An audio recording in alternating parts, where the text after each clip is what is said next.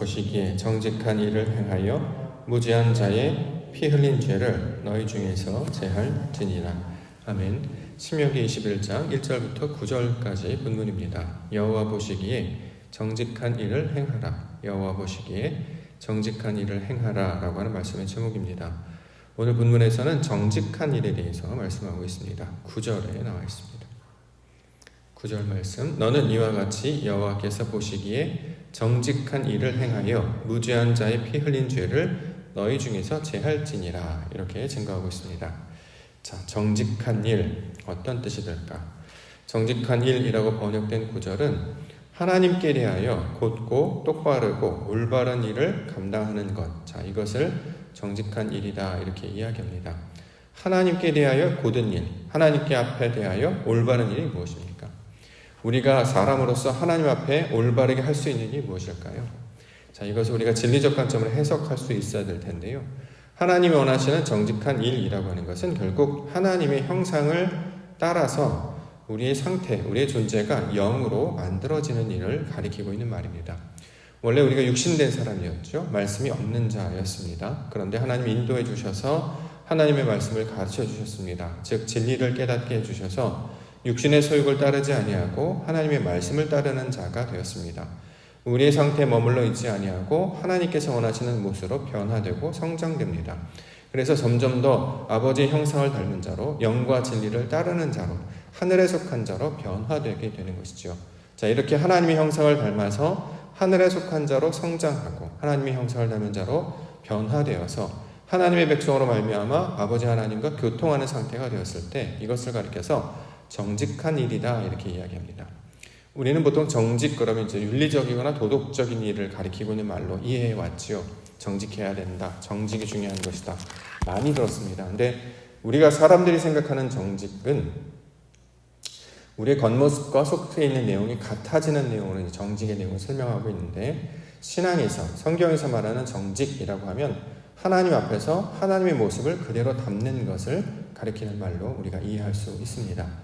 자, 성경에서 말하는 가장 중요한 주제, 목적은 결국 하나님의 형상으로 우리의 속사람이 변화되는 일을 가리키고 있었습니다. 육신의 속성과 땅의 상태에 머물러 있지 아니하는 것입니다. 날마다 하나님이 주신 말씀으로 우리가 진리를 깨닫고 우리의 속사람의 욕심들, 모든 정욕들, 자랑들이 다 사라지고 세상에서 온 것들이 다 사라지고 하나님의 것들로 변화됩니다. 깎아지고 깨어지고 부서져서 하나님의 것으로 온전하게 서가게 됩니다. 이것을 신앙의 내용으로 우리 가운데 가르쳐주고 있는 것입니다.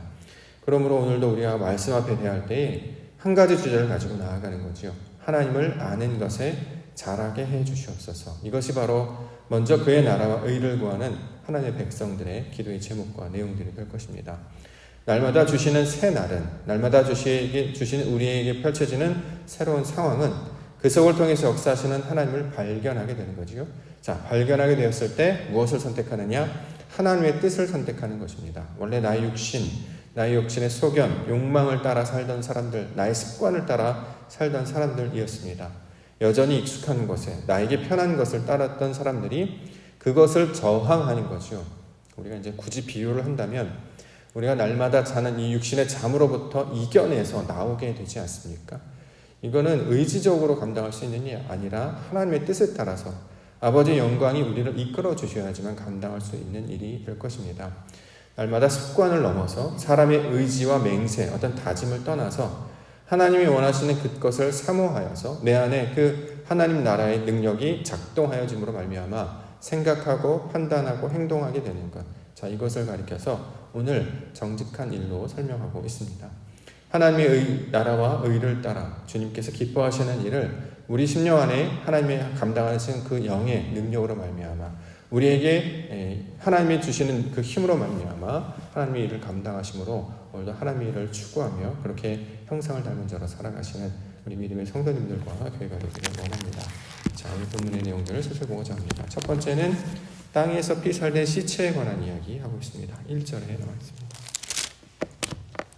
1절 말씀, 내 하나님 여호와께서 내게 주어 차지하게 하신 땅에서 피살된 시체가 들에 엎드러진 것을 발견하고 쳐 죽인 자가 누구인지 알지 못하거든. 매우 낯설고 매우 어렵고 매우 당혹스러운 내용들이 나오게 됐습니다. 자, 피살된 시체가 엎드려진 것을 발견했습니다. 이걸 이제 이스라엘 역사로 이제 설명을 하고 있는데요. 우리는 중요한 것은 그래서 이것이 우리에게 무슨 상관이 있느냐 하는 것이죠. 자, 그렇기 때문에 우리가 해석하는 방법이 진리적 관점에 관한 해석으로 이 내용들을 받고 있습니다. 왜냐하면 그렇게 되지 않으면 본문의 내용이 뭔 말인지, 무슨 내용을 가리키는 말인지 이해도 되지 않을 뿐만 아니라 우리가 이것을 이스라엘의 역사로 이해한다고 해도 이것이 나의 삶과는 아무런 관련이 없는 그쪽 사람들의 이야기가 되기 때문입니다. 우리가 이런 일을 경험하지 않죠. 땅에서 어떤 피살된 시체를 발견하는 일은 우리가 평생을 통해서 겪을 때 거의 있을까 말까한 일이 됩니다. 자, 이런 아주 드물고 또 어떤 독특한 어떤 사건을 가리키는 말이라기보다 이것을 우리는 하나님의 뜻으로 우리가 받고 이해해야 할 것입니다. 그래서 우리에게 주신 단서가 무엇이냐면 내게 주어 차지하게 하신 땅이라는 단서가 먼저 나오죠. 자, 이 단서가 무엇입니까? 물리적인 땅을 가리키는 말이 아니다라는 것을 우리는 알 수 있습니다. 자, 하나님께서 우리 가운데 주어서 차지하게 하신 땅을 무엇을 가리키는 말이냐면 우리 심령을 가리키는 말이죠. 우리 내면 안에서 벌어지는 일이다라는 것이에요. 우리 몸 밖에서 어떤 시체를 발견하거나 어떤 일이 나타나면 어떻게 해야 되는가, 그것을 말하는 것이 아니라 하나님께서 우리 마음을 하나님께서 말씀하신 말씀의 땅으로, 옥토의 땅으로 바꾸어 주실 것입니다. 그 안에서 펼쳐지는 일을 통해 하나님의 뜻이 무엇인지를 가르쳐 주는 것입니다. 자, 그러면 땅에서 피살된 시체를 말하고 있는데요. 여기서 말하는 땅은 아레츠, 하늘과 땅 할 때 그 하늘과 땅의 그 땅이 아니고 들이라는 말씀으로 번역된 단어 사데라는 말로 이 땅을 번역했습니다. 실제로 이거 더 원문에 맞게 번역을 한다면 들에서 죽은 자라는 뜻이 되겠죠. 그러면 들에서 죽은 자가 누굽니까? 근데 누구인지 알지 못한다는 거죠. 자, 들에서 죽은 자는 무엇을 가리키고 있는 말이냐면 우리가 이제 창세기 1장으로 다시 돌아가야 되죠. 내용을 읽다가 이거 내용 무슨 말인지 모르겠다, 어렵다라고 할 때 항상 돌아가야 되는 본문은 창세기 1장으로부터 시작해서 초반에 나왔던 이야기들을 우리 가운데 다시 살펴보아야 됩니다. 그때 들에서 죽은 자가 있었죠. 누굽니까? 아벨이죠. 아벨이 바로 들에서 죽었습니다. 아벨은 하나님 앞에 온전한 제사를 드린 자로 묘사되고 있지요. 그런데 그가 들에서 죽었습니다. 형 가인이 그를 쳐 죽였기 때문입니다. 창세기 4장 8절 가인이 그의 아우 아벨에게 말하고 그들이 들에 있을 때 가인이 그의 아우 아벨을 쳐 죽였다. 들에서 죽인 자라고 할 때, 땅에서 죽은 시체라고 할 때 바로 아벨을 가리키고 있는 말입니다. 왜 아벨을 이야기하냐면 가인과 아벨 이야기를 통해서 우리 가운데 하나님의 뜻이 무엇인지를 나타내는 말로 우리에게 가르쳐주고 있는 내용인데요. 우리는 가인과 아벨 이야기는 형제 간의 살인 이야기를 여태까지 이해해 왔죠. 형이 동생 아우를 죽였다. 이제 보통 우리는 이렇게 이제 이해해 왔습니다. 근데 이거를 이제 진리적 관점으로 우리가 해석을 해보면 형이 동생을 죽인다라는 게 무슨 뜻인가? 왜 굳이 이런 이야기를 다루었어야 하는가? 여기서 말하는 형은 어떤 모양이고 죽었던 동생은 어떤 모양인가? 먼저 동생으로 죽었던 아벨은 헤벨이라는 말이 원래 이름인데 헤벨은 헛되다, 허무하다라는 뜻을 가지고 있습니다. 근데 그가 죽었다라는 거예요. 이건 우리에게 묘사를 하면 신앙적으로 우리가 이해를 해보면 우리 안에 육신에 남아있는 성질들이 죽게 되는 것이 아벨의 죽음이라는 모양으로 설명하고 있습니다. 하나님의 말씀이 무슨 뜻인지를 깨닫게 돼요. 그럼 우리 마음에 텅 비었던 것, 헛된 것임을 깨닫게 되는 것이죠. 자, 육신 앞에 남겨있고 놓여져 있는 모든 육신적인 것들을 깨달게 됐을 때 이것은 반드시 사라져야 합니다. 이것을 영적 죽음이라고 묘사를 하지요. 성경에서 말하는 죽음은 육신의 죽음을 말하는 것이 아니고 영적 죽음이라고 말하는데 그 영적 죽음을 묘사하기 위해서 우리 가운데 설명하고 있는 것이 가인과 아벨의 이야기입니다. 그래서 그냥 줄거리로 이해하는 수준에서 이제 가인과 아벨의 이야기를 우리가 알았으니 그 이야기를 통해서 궁극적으로 말씀하신 내용이 무엇인가를 우리가 살펴볼 수 있어야 하는 것입니다. 자, 하나님 앞에 온전한 제사를 드리게 됐습니다. 온전한 제사라고 했던 것은 자신의 정체성, 속사람이 하나님의 것으로 변화되어서 말씀을 그대로 용납하고 받아들이게 되는 것을 말하는 거죠. 그래서 육신의 것을 온전히 깨닫게 되면 그것은 가장 먼저 하나님 앞에 제사로 드려지는 것처럼 하나님 앞에 온전한 모습으로 변화되는 것처럼 이렇게 말하고 있습니다. 자, 이것을 어떻게 묘사하고 있냐면 아벨이라고 하는 인물이 죽는 것으로 묘사를 하고 있다는 거죠. 이것을 가리켜서 들에서 죽은 자 아벨의 이야기를 하고 있습니다. 신명기는 하나님의 백성으로 변화되는 이야기, 어떻게 하나님의 백성으로 살 것인가에 관한 이야기를 계속해서 하고 있지 않습니까? 그래서 가장 먼저 해야 될 것은 육신의 소욕이 무엇인지, 땅의 모습이 무엇인지를 발견하여 그것이 가장 먼저 죽어지는 것, 변화되는 것을 가장 먼저 변화의 시작으로 말씀하고 있습니다.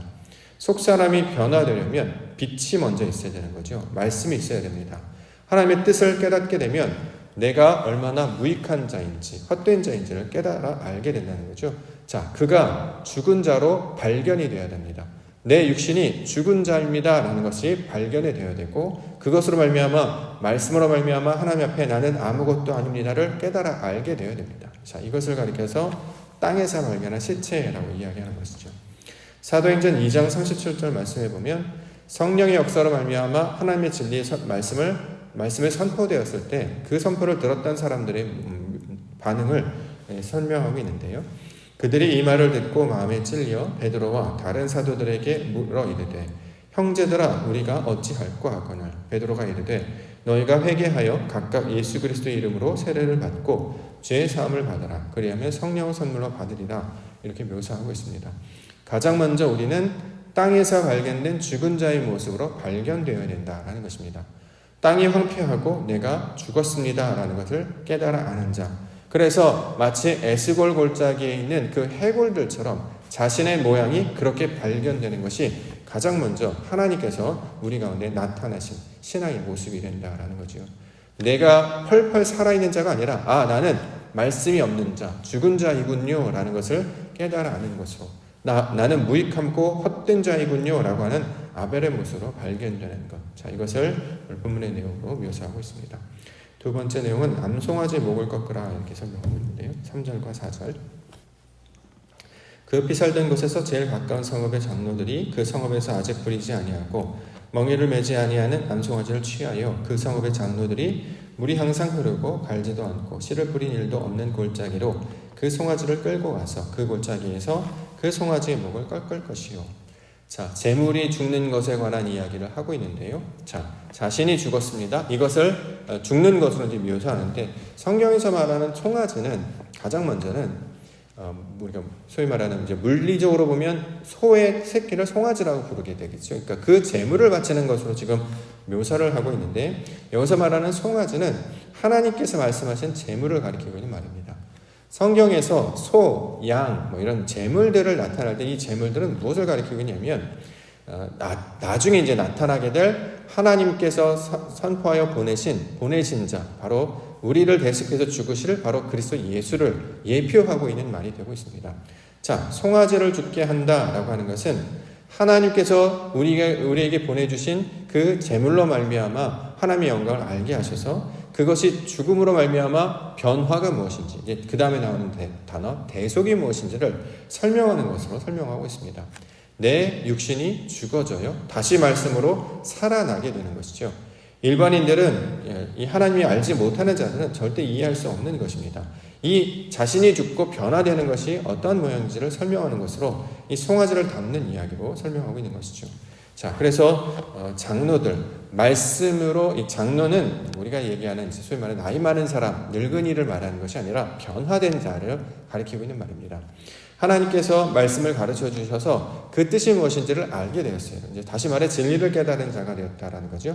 자, 그들이 하나님이 주신 그 재물, 우리에게 주신 그 재물, 하나님의 말씀과 연합한 그 재물이 되는 것을 잡게 하여 육신이 죽게 하여서 하나님의 뜻으로 변화되는 것을 가리키고 있는 말입니다. 8절 말씀 보겠습니다.